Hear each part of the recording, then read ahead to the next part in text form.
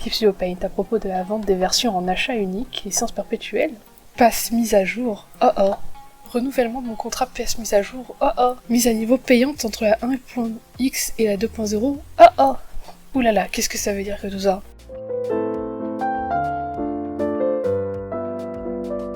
Coucou, c'est Rao.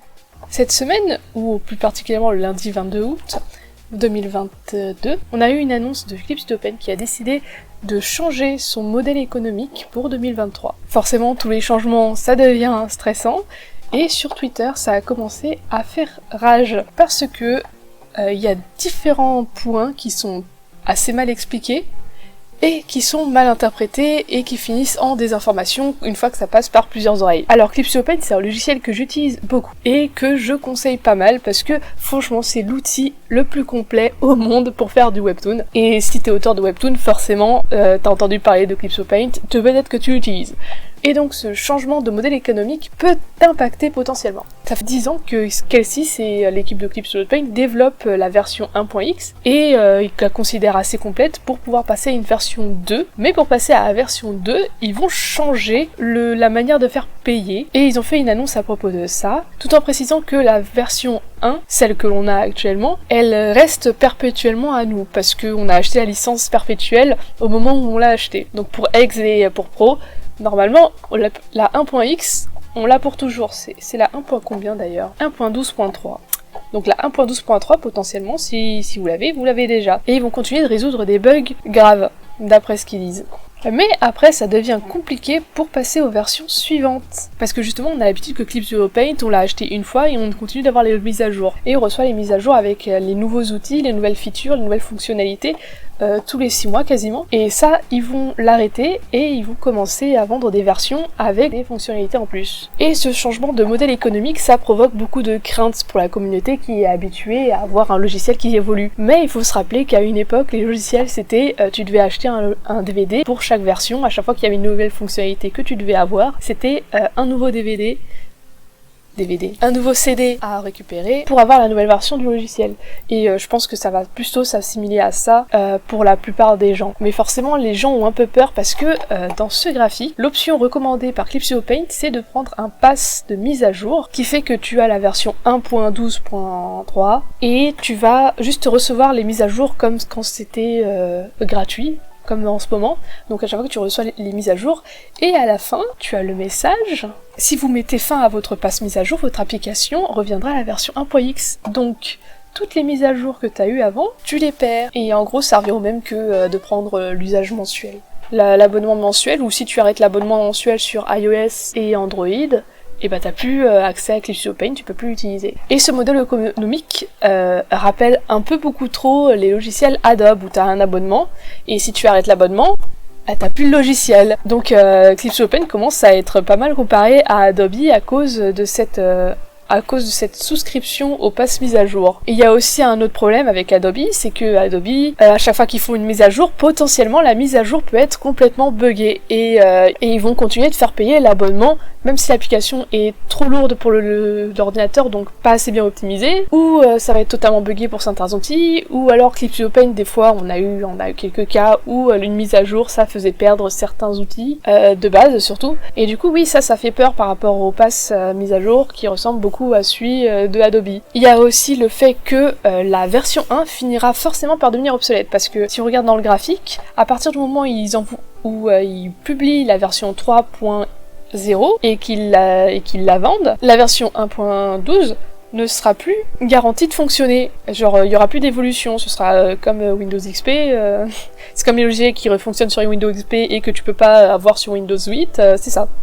C'est exactement ça. Et du coup, ça oblige à adhérer à la version d'après. Et donc de repayer une nouvelle fois Clipsio Paint. Alors que l'un des gros arguments de vente de Clipsio Paint, c'était quand même que tu payes qu'une seule fois et tu l'as pour toujours. Et sous-entendu, tu l'as pour toujours avec des mises à jour et ça fonctionne toujours, peu importe l'ordinateur que tu as. Et si tu changes d'ordi ou que tu changes d'OS, ça fonctionnera toujours. Et une autre chose qui peut faire peur, c'est que avec le fait qu'il y a des nouvelles versions qui vont arriver et qui sont en vente, potentiellement sur les versions précédentes, il peut y avoir pas mal de pop-up et l'incitation à un effet de FOMO ou une peur de rater les fonctionnalités qui sont dans les versions suivantes. Ce qui fait qu'on peut tout à fait voir un spam de pop-up, comme dans beaucoup de logiciels où quand tu ouvres le logiciel, directement t'as un pop-up qui dit « Oui, il y a cette mise à jour, tu peux l'acheter, blablabla ». Franchement, en toute honnêteté, je pense pas que Eclipse to the Paint fera la majorité de ces choses-là, parce que à chaque version, ils vont faire en sorte que y ait des mises à jour de stabilité, et aussi, ils sont pas aussi avides que Adobe. Et même si le prix de l'abonnement souscrit et de la version 2.0 n'a pas été publié, ça ne peut pas être aussi cher que la suite Adobe ou faut même Photoshop tout seul en fait. Mais bref, sur Twitter il y a pas mal de gens qui se sont mis à faire en sorte, en anglais par contre, d'expliquer ce qui change vraiment dans Eclipse to the Paint en essayant d'expliquer pourquoi c'est pas une annonce si catastrophique et que ça va pas tuer Eclipse to the Paint. Donc oui, c'est en anglais, donc moi je vous le fais en français. Et donc les liens vers les tweets que je suis en train de montrer sur l'écran seront dans la description sous le titre explication. Donc maintenant, qu'est-ce qui va changer pour de vrai sur Eclipse to the Paint avec la mise à jour? Donc il y a la première option où tu as l'AV1 et tu la gardes. Donc oui, t'as payé pour l'AV1, tu l'as payé soit en promo, soit full prix, en Ex ou en Pro. Donc en décembre, ce sera la dernière mise à jour avec des fonctionnalités. Enfin, ils ont pas l'air de dire qu'ils vont mettre des fonctionnalités, mais potentiellement dernière mise à jour avec des fonctionnalités. Et donc pendant toute la durée de la 2.x, il va y avoir quand même quelques mises à jour de stabilité. Donc ça va résoudre des bugs graves comme ce qui corrige continuellement pendant l'année, à chaque fois qu'il y a une nouvelle version, à chaque fois qu'il y a une nouvelle fonctionnalité, ils ont besoin de refaire des versions toutes les 2 semaines.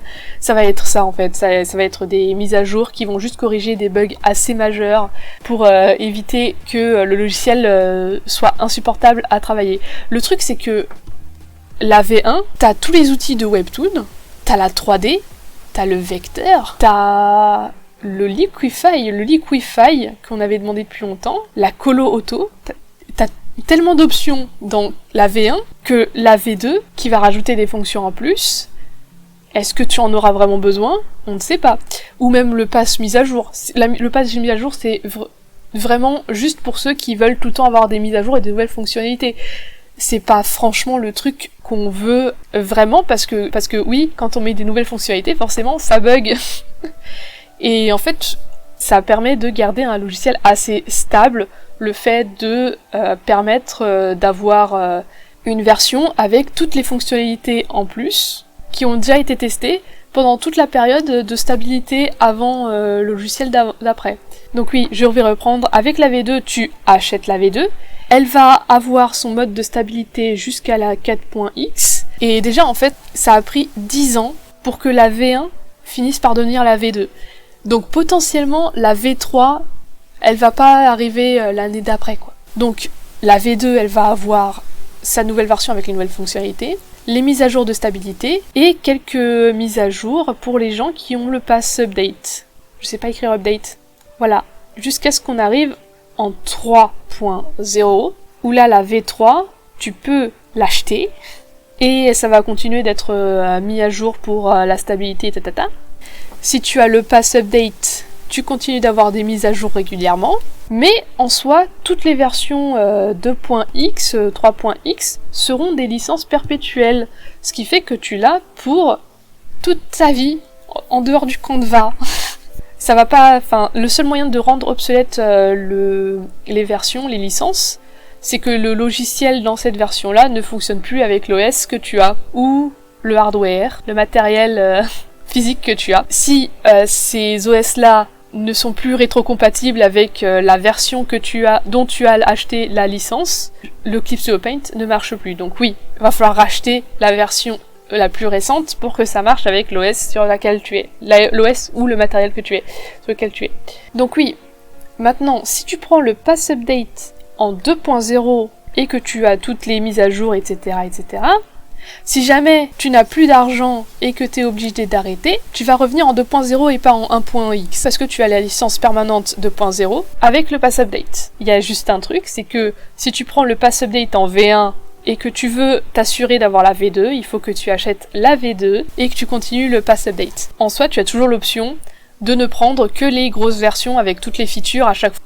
Ce qui fait que du coup tu auras vu les fonctions en 2.x et tu achètes la 3.0 pour avoir toutes les fonctions qu'il y avait en 2.x pendant le développement. Donc voilà, c'est juste que le pass update c'est un truc très compliqué. S'ils avaient juste dit on prend une V1, on arrête la V1, on fait juste des mises à jour de stabilité jusqu'à ce qu'on publie la version après la 2.1x.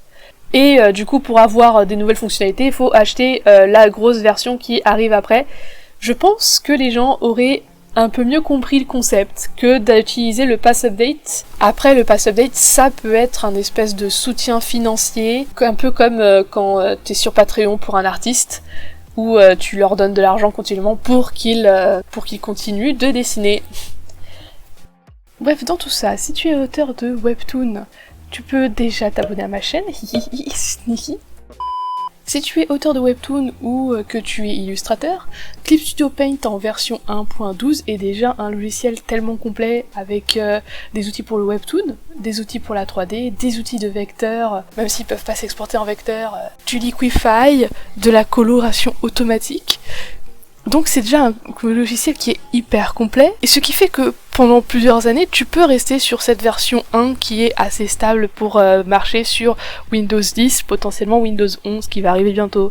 Donc il n'y a pas tellement à s'inquiéter. Par contre, si tu as envie d'avoir les nouvelles fonctionnalités qu'on voit sur la V2, tu peux en profiter pour acheter la V2 et avoir une licence perpétuelle de la V2. Et si tu préfères attendre et que les fonctionnalités que tu vois en 3.0 te semblent fantastiques, c'est une évolution genre, je sais pas, Clip Studio Paint se met à, genre, tu peux travailler en CMJN sur Clip Studio Paint. Pas juste convertir à la sauvegarde, hein, travailler en CMJN sur Clip Studio Paint. Ou alors l'option pour le texte de faire des paragraphes au lieu de devoir sauter la ligne à chaque fois qu'on fait la moindre bulle. Clip Studio Paint, s'il vous plaît. Pourquoi pas faire évoluer ton logiciel. Mais en soi, du coup, ton logiciel, la 1, ça devient comme les premiers Word, où tu as une version avec les fonctionnalités que tu as et qui vont pas évoluer. Et si tu as envie de soutenir l'entreprise qui fait Clip Studio Paint avec en prenant la souscription à toutes les mises à jour, tu peux le faire aussi. C'est juste que si tu arrêtes, ce sera comme avec l'abonnement, tu perds les évolutions que tu n'as pas payées en licence perpétuelle. En gros, si tu hésitais à vouloir Clip Studio Paint, tu peux acheter la licence de la version 1 qui est très complète et tu l'auras pour toute ta vie en fait.